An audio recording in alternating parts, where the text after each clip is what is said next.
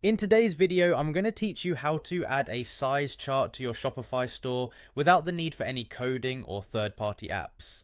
Sometimes integrating a size chart on your site can be cumbersome, especially with the need for external tools.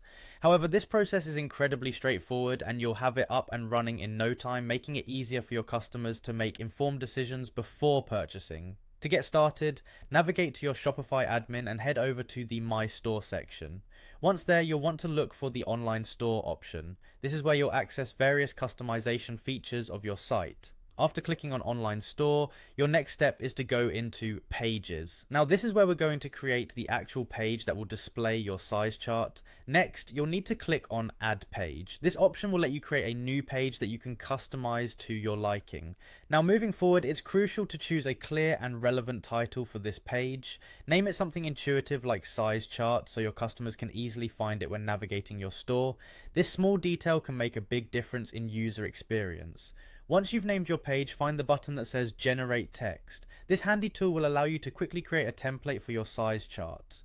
In this area, you have the option to specify exactly what you want to include. For our example today, we're going to generate an HTML table for a t-shirt, including key measurements like chest and length. You'll want to make sure the table has features like striped rows, a dark header, and centered alignment for better visibility and aesthetics. After setting up your specifications, simply click on Generate.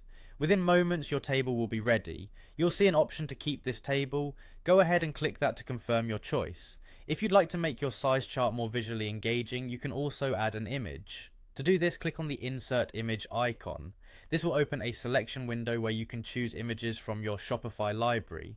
Once you've chosen the image you want to display, click on Done. With your size chart and image exactly how you want them, the final step is to save your changes. Simply click Save to ensure all your hard work is securely stored and live on your website.